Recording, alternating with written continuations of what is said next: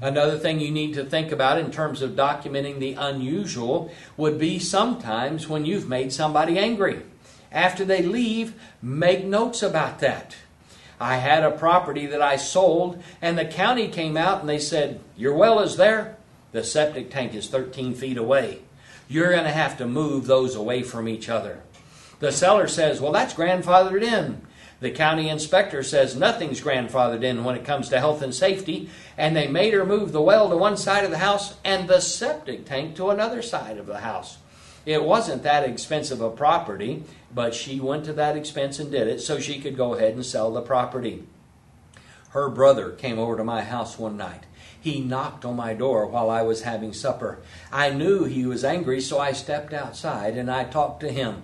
Now, I don't know how you do things, but when I have somebody like that, number one, I stand far enough away so I'm not in arm's reach of them just in case they lose control of themselves.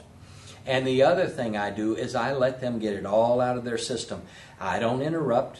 When they finally wind down, I say, "Are you through?" When they say yes, they're through, I say, "Okay, now I listen to you. You need to listen to me." As I began to start up, he started interrupting me, bringing up stuff he'd already said. I said, "Wait a minute. You said that you were through. I need you to listen to me like I listened to you." I explained to him, I didn't make that woman move that septic. I didn't make that woman move that well. He's yelling at the wrong person. She had the choice of not even selling the property, but she chose to go ahead and do it. It's the county that made her move that. Go yell at the county instead of at me. When I walked back into the house, I grabbed a tablet and I started making notes of everything he said and everything that I said, just in case I might need this information again in the future. There are some unusual things that happen to us. Let's document those. Oh, I wish we could document everything. Do you remember the old TV show Doogie Howser, MD? At the end of each episode, he would sit down in his computer and he would do a journal of everything that happened during the day. We don't have enough time to do that in real estate because so many things happen in one day, but at least we could document the unusual. Your lawyer would love you forever if you would do that simple thing. Now let's talk about something else that you could do to avoid getting yourself into trouble. Let's not puff up the property. Let's not talk about what this property will be like in the future. Let's talk about what it is right now. It may be a house in the middle of a subdivision. It may always be in a house in the middle of a subdivision. But some agents will say, well, this property is just gaining value. That may not be true in the future. If you don't believe properties can lose value, call up somebody living in California right now. They have a whole different story they would like to tell you. You don't know what could happen to the economy. You don't know what could happen by nature. You don't know what could happen by mankind where properties start losing value instead of gaining value. Oh, you may sell somebody a piece of raw land and you say, hang on to this for a while. This is going to be rezoned commercial and then it's going to be worth more. If you don't know that for sure, don't you even bring it up. You're doing that puffing thing. You're exaggerating too much about the property. It will only get you into trouble. Talk to them about the features and benefits the property has now and let them decide whether they want to do something in the future about it. Now, here we go one more time with that answer. You're going to be asked questions you can't answer. You're going to be asked things about the property that you don't know. For example, a buyer goes into a house and they look and say, does the refrigerator stay? The best answer to give is, I'll find out for you. The buyer might say, is the seller willing to pay the porch? I'll find out, paint the porch. I'll find out for you. The buyer may ask you a multitude of questions. If you don't know the answer, say, I'll find out for you. Some agents feel like they just have to make up answers when they're asked questions. The making up of the answers is the very biggest problem you could get into. Let's talk just a little bit about the possibility that you're going to talk to people about an answer to a question they ask about race. You don't know what the race of that community is. You don't know who lives in which house and which goes on. Some agents have actually answered the question. They said, oh, we're 27% this, we're 86% that, we're 97% that. They're up to 452%, and they're just making up the answer. They don't know. The best answer to give when somebody asks you about race in an area is a simple little answer. It is the policy of our company not to answer questions of that nature, as it may be a violation of the Fair Housing Act. Let them go to discover that for themselves. Let them wander through the neighborhood if they want to. They can decide whether they want to live in that neighborhood, but don't make up answers like so many agents do. Now let's do something a little different. Let's talk about stigmatized properties. Stigmatized properties are those things that something real or imagined could have happened there that could wind up being something that would make the buyer not interested in the property. As I practice rural real estate, part of the psychological stigma I constantly have to deal with is snakes. I take a couple out on a property, I'm showing it to them, and it's usually the wife that says, "Do you have any snakes around here?" I joke with them and say, "Oh no, we had them removed the day I listed the property." What they don't know is if a snake shows up, I'm more afraid of them than they are. I used to do land sales. We opened up a new development, and that particular area, there were a bunch of black racers in there. They're the fastest snake I've ever seen in my entire life. The first one I saw, I almost stepped on him. Zoom! He was 20 feet away and wrapped around a tree trunk. Later on that day, I asked my office manager, "Will those snakes hurt you?" He says, "They could break your leg." I said, "How do you figure that?" He says, "Keith, as fast as you were running, you could have broke your leg." My buyers turned around. I was back in the car with the doors locked, and they're standing in the middle lot without me even being there with them. Oh, I hate snakes. I have a son that loves snakes, and he brings them home from time to time. And oh, he and I go round and round when that takes place. Let's talk about some properties that might be considered stigmatized.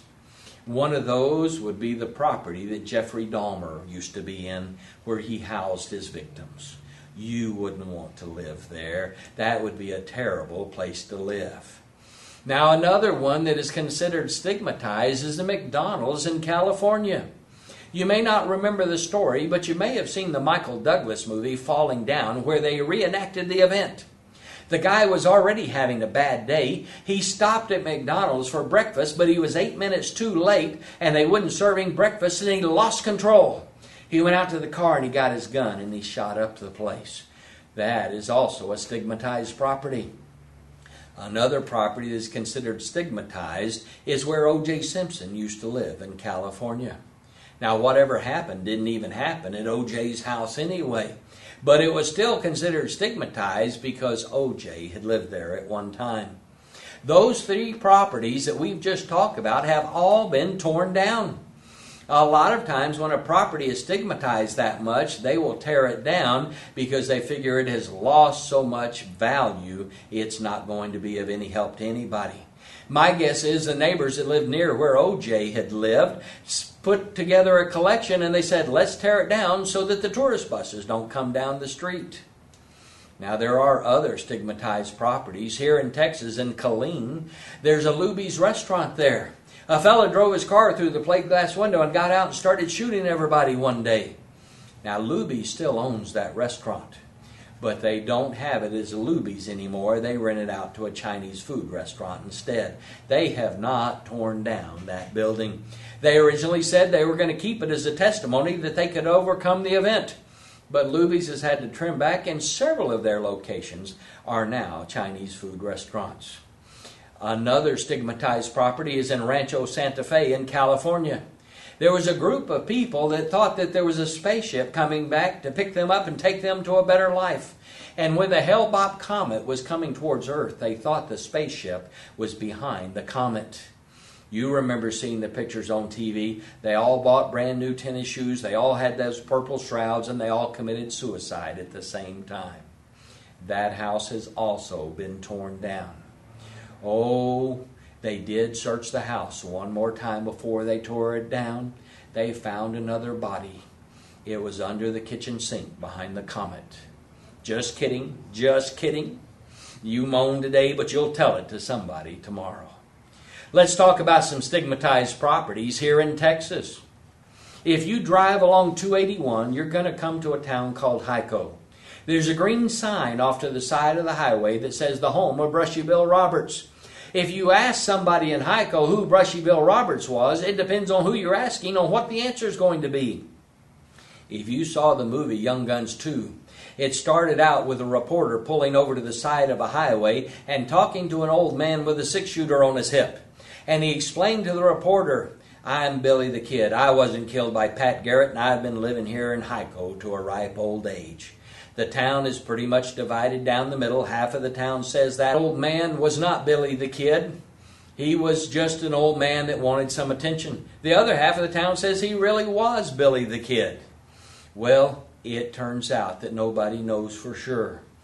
My stepson takes the position that that guy was not Billy the Kid, so obviously I take the other position. Every time I drive down 281, I call my stepson and I say, "I'm in the home of Brushy Bill Roberts." And we argue until I lose my signal. Then I call him again on the way back home. There was one man that came to town. He bought the house that Brushy Bill Roberts used to own. He gives classes in that house on how to do blacksmithing in the old style. Now, what I mean by that is how to make branding irons and how to make horseshoes in the old way that it was done. And he doesn't know for sure whether Brushy Bill Roberts was Billy the Kid or not, but he liked that story so much he tells it to everybody that comes and takes his classes. There's some other stigmatized properties. Some of those are in San Antonio, Texas. On the west side of San Antonio, there's a little small restaurant/bar. And they tell the story when you go in that years ago a woman came in on an evening, saw a finely dressed gentleman, and danced the evening away with him.